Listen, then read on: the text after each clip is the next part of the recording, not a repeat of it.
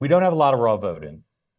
And what's in, you never know exactly, what's in, what's still out. And so what people are basing their judgments on, the flavor of what you're hearing on television, the flavor of what Dan and I are hearing from our sources. It's a combination of what we see in the raw vote, of what we know is in the exit poll, and then what is our sources are telling us. Okay. The Trump campaign's kind of macro view is we're ahead. We're going to win these states, all four states, they say, because the urban vote isn't big enough, the rural vote is huge, and her lead from early vote was not big enough. That's their macro view, and it's expressed in confidence, not just from Mar-a-Lago, but from officials, elected officials in the states, as well as some Democrats who concur. What the Harris campaign is doing now, somewhat genuine and somewhat just tactically to make sure that the decision desks of the networks don't move towards trying to project a winner, is offering up, as you heard Bill Hemmer saying, look at this county, look at that county. Okay. New Hampshire and Virginia are offering up evidence in both the exit polls and the returns that good for Trump. Maybe won't win them, probably won't win them, but good for Trump. And the exit poll overall is good for Trump, particularly the wrong track question. So in a rational world where we weren't all gathered together and where cable and broadcast television didn't have to fill things out, we'd wait 2 more hours before we had this conversation. Because in 2 hours at about 10 o'clock, we'll know a lot more because we'll have a lot more raw vote in, which will not just give us a baseline for understanding where the vote is in, where it stands, and where the vote is still out, but it will also fill in some of the gaps here that where the spin of the campaigns will matter less.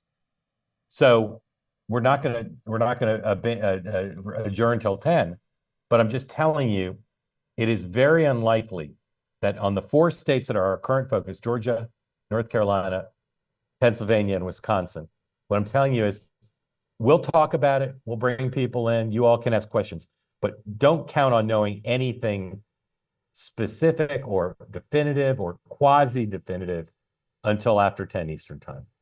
Dan, and then Tricia, please. Yeah, no, Thoughts on that?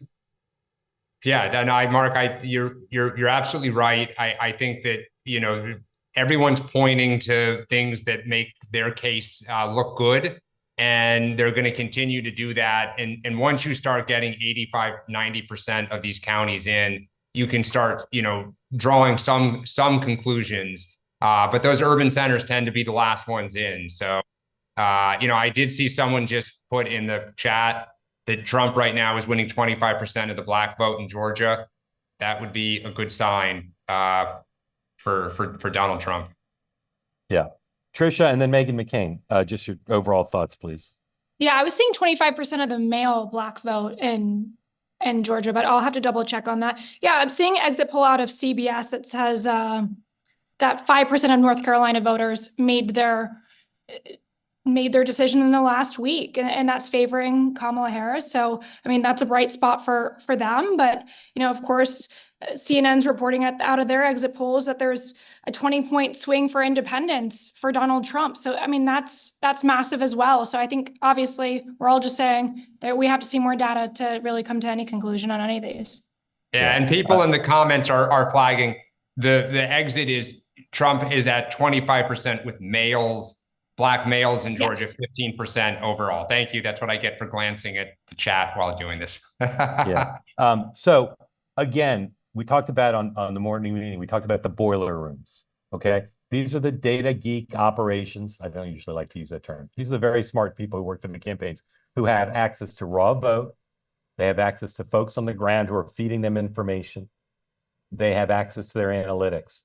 And the boiler rooms, unlike the network decision desks, they're not trying to be first to project a race, and they don't have the exit poll, but they do have their own analytics. And when a boiler room says to the senior staff, we're going to win this state, sometimes they're wrong, but they're usually not, right? They have a lot of information, and they're not in the business of being wrong.